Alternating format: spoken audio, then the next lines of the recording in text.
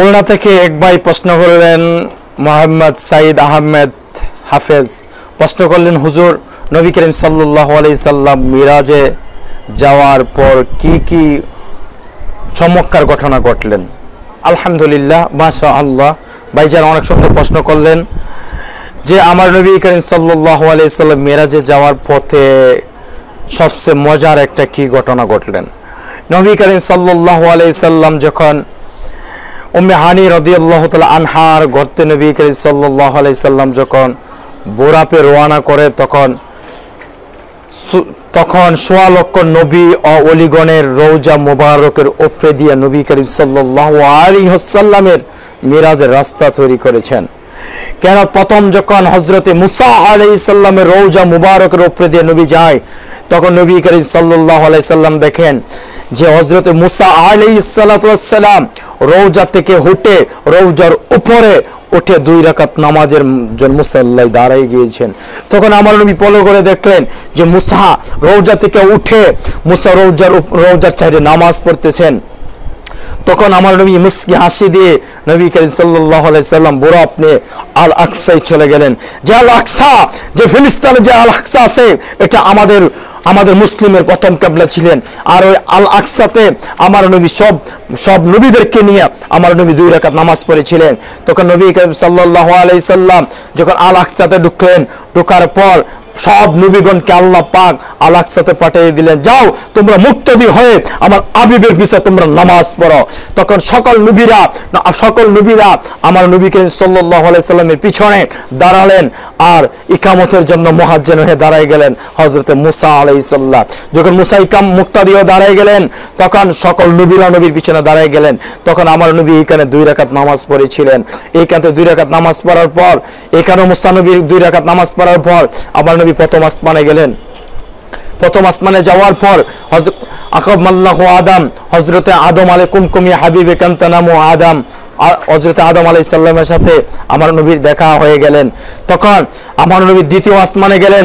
সব হযরতে মুসা আলাইহিস সালাম আমার নবীকে ফুল মুবারক দিয়ে আসসালাতু ওয়াসসালামু আলাইকা ইয়া রাসূলুল্লাহ, আসসালাতু ওয়াসসালামু আলাইকা ইয়া রাসূলুল্লাহ। আমার নবীকে হযরতে মুসা আলাইহিস সালাতু ওয়াসসালাম আমার নবীকে ফুল দিয়ে নবীকে শুভেচ্ছা জানাচ্ছে। আচ্ছা আপনারাই বলেন, মুসা নবী যদি একজন মুসা নবী হয় তাহলে 3 জায়গায় কেমনে থাকে? আমার নবী প্রথম হযরত মুসা আলাইহিস সালামের রওজার দিকটা যখন বুরাক নিয়ে যাইছিলেন, তখন মুসা নবীকে দেখে গেলেন যে মুসা নবী নামাজ পড়ছে। তখন আমার নবী যে আল আকসাতে গেলেন, যাওয়ার পর এই জায়গায় মুসা নবীকে মুক্তাদি হয়ে দেখলেন। তখন নবী যখন দ্বিতীয় আসমানে গেলেন, এই জায়গায় মুসা নবীর পেলেন। তাহলে মুসা নবী যদি মরে যে গলে যে ফসে যেত, তাহলে মুসা নবী কেমনে 3 জায়গায় থাকতো? এই জন্য বলা হয় হায়াতুল নবী আর হাজির নাজির শব্দের বিষয় যে মুসা আলাইহিস সালাম নবী রওজার উপর ওইটা নামাজ পড়লো। কি একটা মানুষের কোনো শক্তি আছে যে মরে গেলে তার কবরটা উঠার? কিন্তু নবীদেরকে আল্লাহ শক্তি দিয়েছেন, ওলিদেরকে আল্লাহ শক্তি দিয়েছেন। তবে ওলিদের সাবজেক্টে নবীদের সাবজেক্টে এক নয়। কাতামান নাবিয়িন, তারা হলো নবুয়তি লাভ করেছেন, আর ওই ওলিরা নবুয়তি লাভ করে নাই। এর জন্য তারা নবীরা তারা উঠার কোন ক্ষমতা আছে। এই জন্যই যখন মুসা আলাইহিস সালাম রওজার উপরে ওটা নামাজ পড়লেন, মুসা আলাইহিস সালাম নবীজির পিছনে মুক্তাদি হয়ে নামাজ পড়লেন, দ্বিতীয় আসমানে নবীকে ফুলের শুভেচ্ছা জানালেন। তাহলে মুসা নবী যদি একজন সাধারণ মুসা নবী যদি 3 জায়গায় থাকতে পারে, যে আমার নবী রাহমাতাল লিল আলামিন, যিনি ইলমে গায়েবের খবর দেনেওয়ালা, যিনি হাজির নাজির, যিনি হায়াতুল নবী। যে হাজির নাজির শব্দ অর্থ হলো ওখানে এখানে, যে যেমন আমি এখানেও আবার আমি আমার বাসায়ও। তো এইখানে এই জন্যই যে আমি এখন আগারগাঁও, আমি আবার ঢাকা লামপুরাতে, আমি দুনো জায়গায়, যেমন এই দুনো জায়গায় টাকার হাকিকতটা হলো হাজির নাজির। মানে আমি এইখানে আজকে আগারগাঁও সেন্টারে আমি হাজির, আবার আমি মালিবাগও আমি হাজির। যে দুনো জায়গায় যদি আমি থাকতে পারি তাহলে এটাকে হাজির নাজির বলা হয়। তা আমাদের পক্ষে তো সম্ভব না, নবীদের পক্ষে সব নবীকে আল্লাহ সম্ভব করে নাই। কিন্তু হযরত মুসা আলাইহিস সালাম 25 জন রাসূলকে আল্লাহ এতটুকু পাওয়ার দিয়েছেন। আর আমার নবী করিম সাল্লাল্লাহু আলাইহি সাল্লামকে আপনারা বলেন, বা আপনারা বলতে কিছু কিছু মৌলবী, টিকটকার গুমটা মৌলবী আছে, তারা বলে যে আমার নবী নাকি হাজরে নাজর জানে না, আমার নবী নাকি গায়েবের কবর জানে না। আমার নবী যদি গায়েবের কবর হাজরে নাজর না হতো তাহলে হযরত মুসা নবী 3 জায়গায় থাকতে পারে।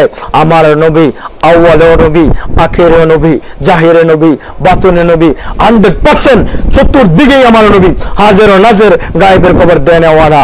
এর জন্য আমি বলতে চাই যে আমার নবীকে হাজরে নাজর নবী মেনে নিতে হবে, হায়াত নবী মেনে নিতে হবে। আল্লাহ পাক যেন আমাদেরকে এসব কথার উপরে আমল করার তৌফিক দান করে। ওমা আলাইনা ইল্লাল বালা।